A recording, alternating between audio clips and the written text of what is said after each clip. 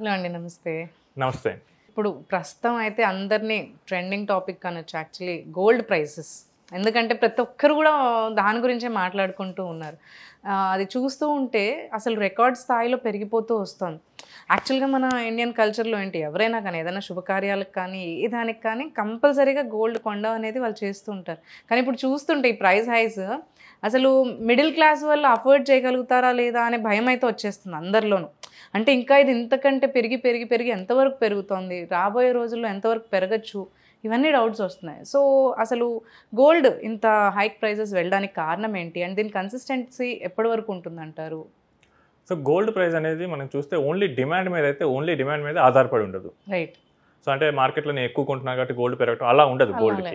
అంటే మామూలుగా మిగతా వాటికి చూస్తే కనుక మనం ఏదైనా వస్తువుని కనుక విపరీతంగా కొంటే అది ప్రైస్ పెరుగుతుంది.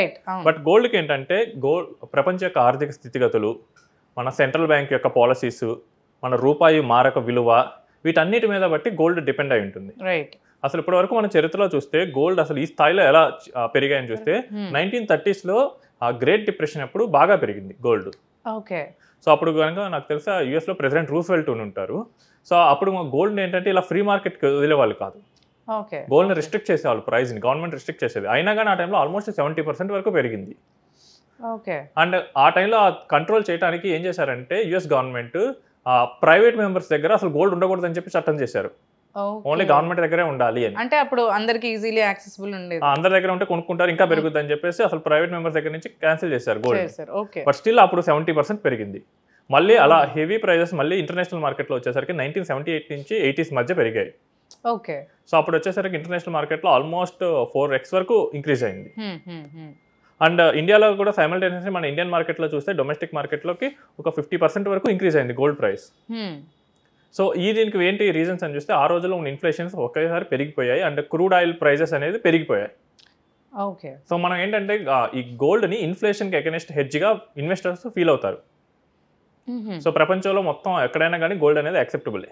రైట్. ఇప్పుడు మనం ఫర్ ఎగ్జాంపుల్ మన ఇండియాలో మన ఇండియన్ డినామినేటెడ్ ఎఫ్డి ఏదైనా చేసాం అనుకోండి, అది నేను తీసుకెళ్ళి యూరోప్లో ఇస్తా అంటే యాక్సెప్ట్ చేయకపోవచ్చు. బట్ ఇక్కడ నా దగ్గర గోల్డ్ ఉంది, యూరోప్లో యాక్సెప్టబుల్, ఆస్ట్రేలియా యాక్సెప్టబుల్, ఆఫ్రికాలో తీసుకుంటారు, అమెరికాలో తీసుకుంటారు. సో ప్రపంచం మొత్తం ఎక్కడైనా కానీ ఈజీగా ట్రేడ్ అయ్యే అసెట్ గోల్డ్. రైట్. సో ఆ టైంలో ఏంటంటే గోల్డ్కి మనకు ఆయిల్ ప్రైసెస్ పెరగటం, ఇన్ఫ్లేషన్ పెరగటం వల్ల ఈ గోల్డ్ ప్రైస్ కూడా ఆటోమేటిక్గా హెవీగా పెరిగిపోయింది. ఆ తర్వాత ఆల్మోస్ట్ మనకి ఏంటంటే నెక్స్ట్ 20 years వరకు పెద్ద సిగ్నిఫికెంట్ గ్రోత్ లేదు. మీరు 1930s చూసుకోండి, తర్వాత కూడా ఒక 20 years లేదు. 80s లో బాగా పెరిగింది, తర్వాత లేదు, తర్వాత నార్మల్ గా ఉండింది, మెల్లిమెల్లిగా ఏదో కొంచెం కొంచెంగా పెరుగుతూ వచ్చాను. ఇప్పుడు కూడా మీరు కనుక లాస్ట్ మనకి రీసెంట్ గోల్డ్ చూసుకుంటే 2019-20 ఆ టైం నుంచి ఆల్మోస్ట్ 3000 ఆర్డ్ పర్ గ్రామ్ నుంచి ఇప్పుడు చూస్తే చాలా 12,000 ఆర్డ్ కూడా వెళ్ళిపోయింది. రైట్. అవును. సో ఈ రోజు మనం వీడియో చేసే రోజు అయితే కనుక గోల్డ్ ప్రైస్ కొంచెం తగ్గింది. సో మనకి reference article money control sites ప్రకారం ఆల్మోస్ట్ 1.27 lakhs 10 grams గోల్డ్ అయితే ఉంది. సో ఈ మెయిన్ ఏంటంటే గోల్డ్ కనుక ఒక్కసారి స్పైక్ ఇస్తే నెక్స్ట్ 20 years కొంచెం జనరల్గా కామ్గా ఉంటుంది. ఓకే. ఓకే. సో 2020 నుంచి 2025 ఈ పీరియడ్లో గోల్డ్ స్పైక్ ఇస్తుంది. సో మనకి ఏంటంటే షార్ట్ టర్మ్లో ఇలాంటి స్పైక్స్ కామనే. సో గోల్డ్ చరిత్రగత 100 ఏళ్ళుగా తీసుకున్నా కానీ షార్ట్ టర్మ్లో స్పైక్స్ హెవీగా ఇస్తాయి. తర్వాత ఒక 20-25 years కామ్గా ఉంటుంది. ఓకే.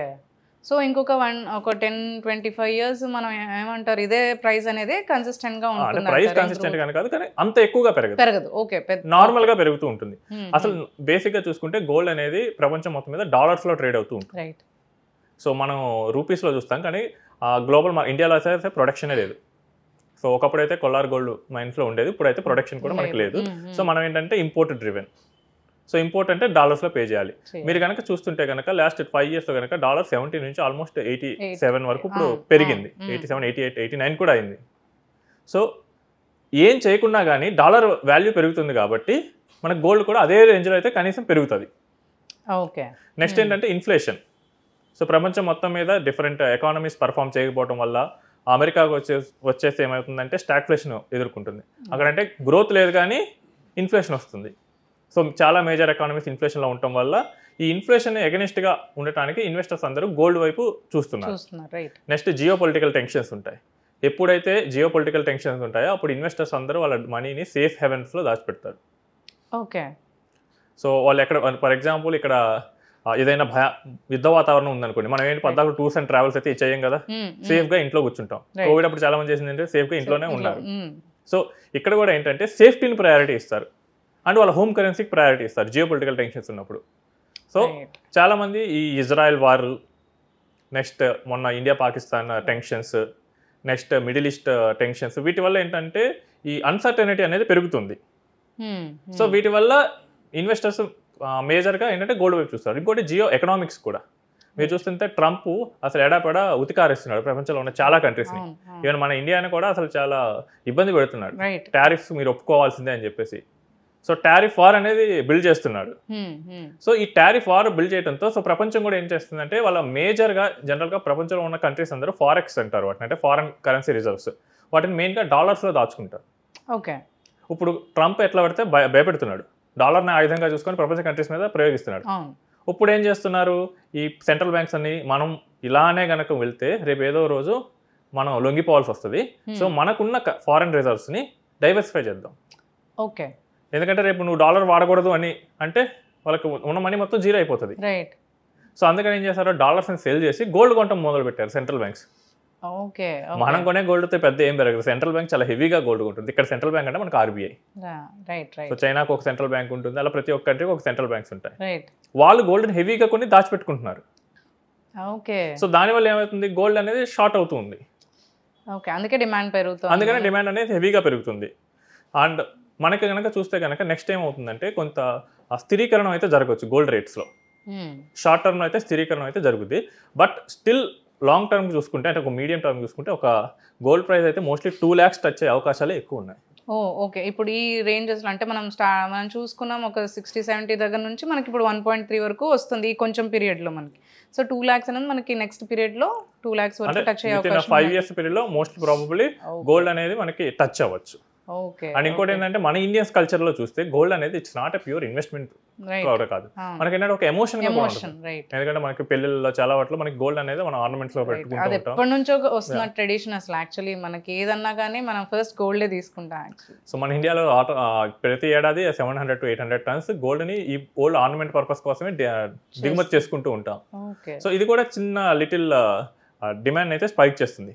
సో మనం ఒక లాంగ్ టర్మ్ పర్స్పెక్టివ్ లో చూస్తే కనుక మనకు గోల్డ్ ఇప్పుడు ఇంత రేట్లో పెరిగినా కానీ కొనుక్కోవచ్చు. ఫర్ ఎగ్జాంపుల్ ఒక 25 years పర్సన్ 30 years ఉన్నారు, వాళ్ళు ఒక ఫ్యూచర్స్ లాంగ్ టర్మ్ సేవింగ్స్ కోసం ప్లాన్ చేస్తున్నారు. వాళ్ళ శాలరీలో ఒక 5,000 6,000 10,000 ఎంతో కొంత తీసి లాంగ్ టర్మ్ గోల్డ్ కోసం ఇన్వెస్ట్ చేసుకోవచ్చు. ఈ రోజు ఉన్న ఆపర్చునిటీస్ ఏంటంటే గోల్డ్ని ఫిజికల్గానే కొనాల్సిన అవసరం లేదు, మనకి gold ETS, gold mutual funds వచ్చాయి. సో ప్రతి నెల మనకు తోచినంత అమౌంట్ గోల్డ్లో ఇన్వెస్ట్ చేసుకోవచ్చు. ఎవరైతే లాంగ్ టర్మ్ ఇన్వెస్టర్స్ ఉంటారో వాళ్ళకి స్పైక్ వస్తుంది.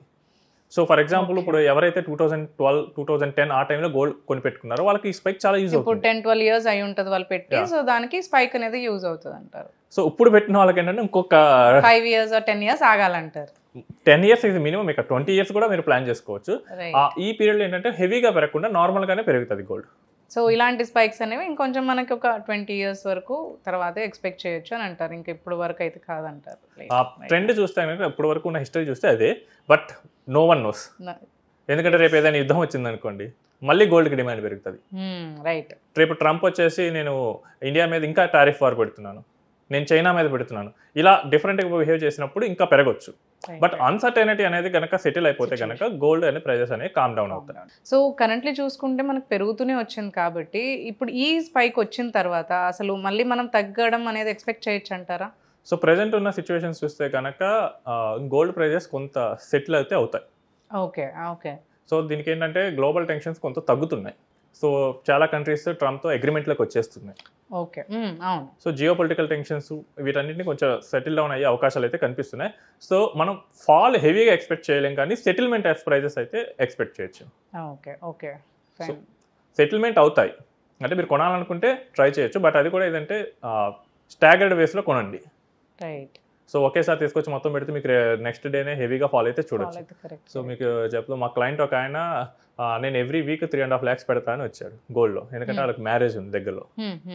సో 2 weeks స్టార్ట్ అయింది, 3.5 పెట్టాడు. సో ఈరోజు చూస్తే ఆయన ప్రైస్ ఆల్మోస్ట్ ఒక సింగిల్ డేలోనే 20,000 లాస్ అయింది. సో మొత్తం ఒకేసారి కాకుండా స్టాగర్డ్ ఫేజెస్లో మీరు ఇన్వెస్ట్ చేయడానికి ట్రై చేయండి. రైట్. యా, థ్యాంక్ యూ అండి. Thanks for sharing information. Thank you so much.